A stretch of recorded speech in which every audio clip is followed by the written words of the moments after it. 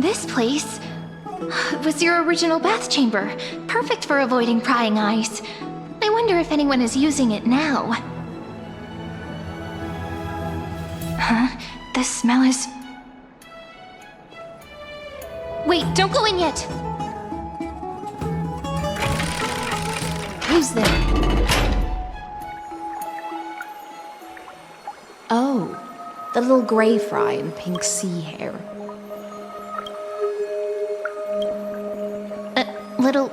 Little sea hair? You barged into here without warning. Was it an accident, or did you wish to bathe with me?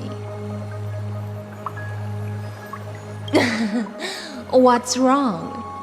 The Marmoreal Palace is the reef where I rest. Sorry, we didn't mean to disturb your bath. We'll leave now. It's no big deal. There's no need to panic. This is the natural state for me. People on land force themselves to wear clothes, adding unnecessary constraints. Forget it. If Duck's Goldweaver heard that, she'd scold me again. All right. Please make yourselves comfortable and wait a moment. Let me first wash off the blood of the hunt, and then I'll attend to you two. Ah! The delegate from Ladon has been assassinated! Quick! Quick, someone come quick!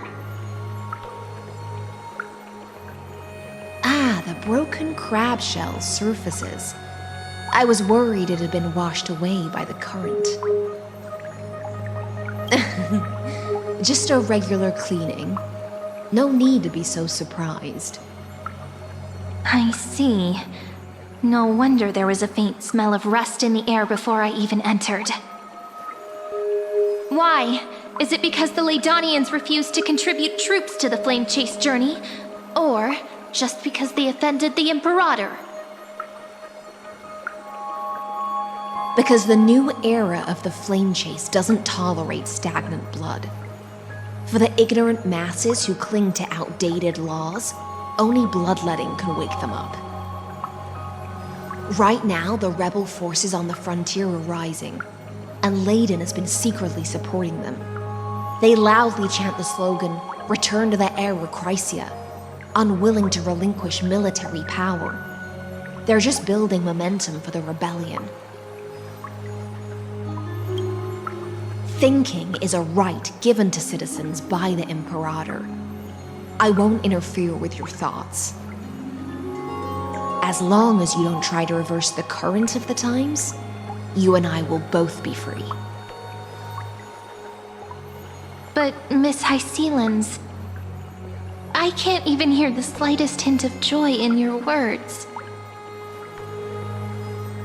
Because I've already tasted ultimate freedom. Long, long ago, I lived in the sea. In that lightless abyss, far beyond civilization's reach, the great fish consumed the small, and when the great fish perished, their bodies became sustenance for the newborn, nourishing the whole ocean. This is the tide that carries civilization forward. Anyone may be devoured, or meet the fate of inevitable decay. Are you suggesting that ultimate freedom is in fact the cruelest fate for life? I only mean that if life wishes to preserve its dignity, it must first be bound by the law. There's no need for me to say more, little sea hare. We're of one mind. Whether the Imperator's law can guide the schools of fish and lead us to a truly free ocean, let us wait and see. But for now, let's pause this heart-to-heart. Another fish has come, following the scent of blood.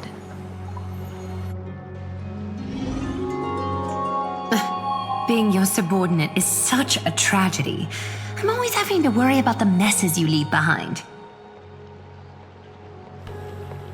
It's simply our duty to the Imperator.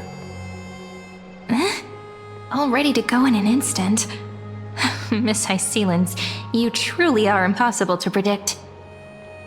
Yet you, a golden trout who's always busy all day, suddenly have the time to visit me? Do you think I wanted to come? I suggest you burn some more of the incense offered by our allies, lest my creations be tainted by the reek of fish. I'm only here on the Imperator's behalf to remind you to prepare for the banquet. Fine. But I must retort. What you call the reek of fish, to me, is the unique fragrance of the sea. Besides, if my fine clothes get stained, won't you just gift me new ones? I won't.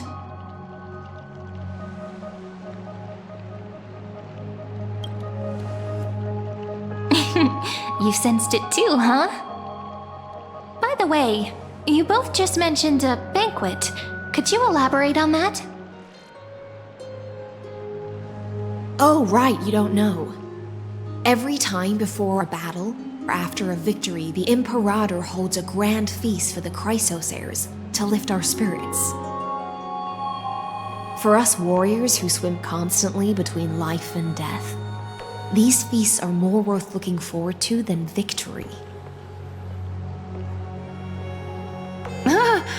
A banquet to prelude the hunt for the god of banquets, and honey brew as a tribute to commemorate the ancestor of honey brew. How absurd.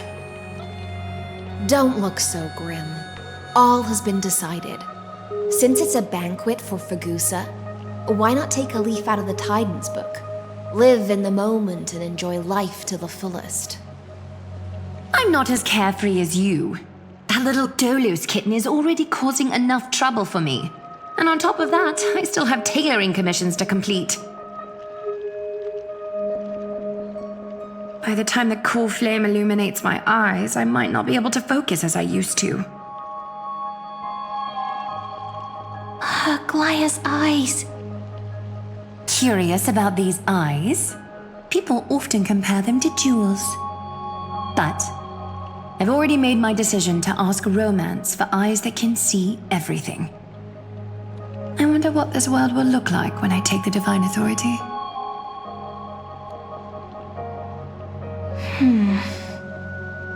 In the future, you will still be the finest weaver in the world. Is this also a prophecy from the Three Fates? It's even more accurate than a prophecy. After all, she has already witnessed it, right?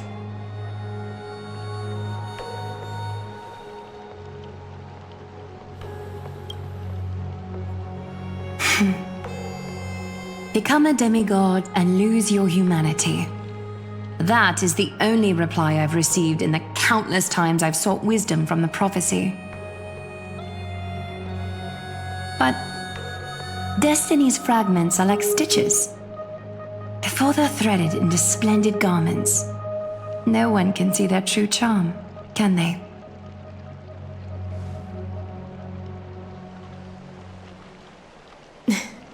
Aglaea has always been troubled by the divine duty she must bear. But thanks to you, she seems to be in much better spirits. Just as she knows how the spinning wheel trembles, I can sense the smallest changes in the damp air. As for whether we know each other well, I've swum beside her since she was a child. Most of the time, I can understand the whispers in her heart. For those words she was too shy to say herself, I'll raise a glass to you on her behalf. Now, I leave this bath chamber to you. Rest well and prepare yourselves. After all, every time we drink and talk could be the last celebration we have in this life. Miss HYSILENS has given us the bath chamber. It seems she really does do whatever she wants. Indeed. But she could return at any moment. If we're having an important discussion, we must remain vigilant. So, let's seize the opportunity and report our current progress. We don't want to keep everyone beyond the sky waiting.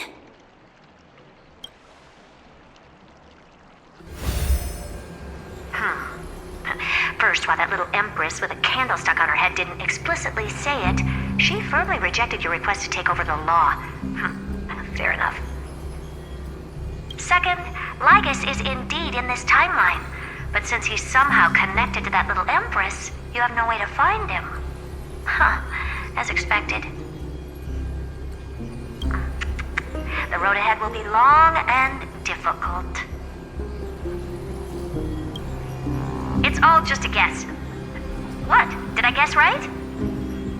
We've made some progress here too, but nothing to get too excited about. Our time is short, so let me summarize. Concerning the origin of that Intellitron, the firewall he created uses Katorzane algebraic expressions. But ever since Aiden invented the 9-worded formula, this kind of mathematical logic no longer exists in the cosmos. Lygus is definitely connected to the Genius Society, so stay alert.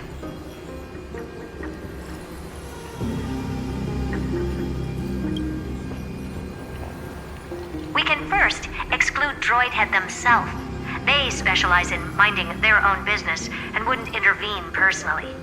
But Screwy and I are still eliminating possibilities one by one.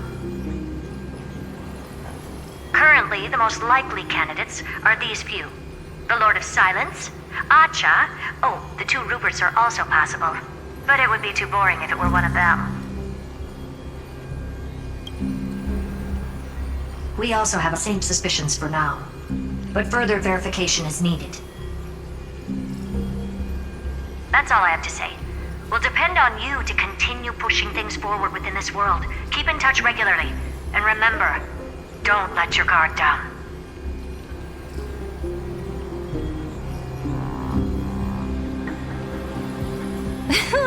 Madame Herta is a real whirlwind.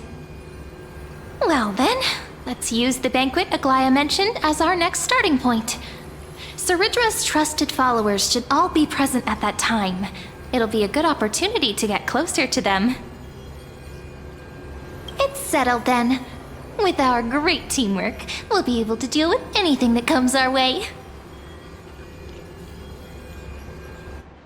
It's been a long day. We should get some rest now. Yes, let's get ready for the banquet.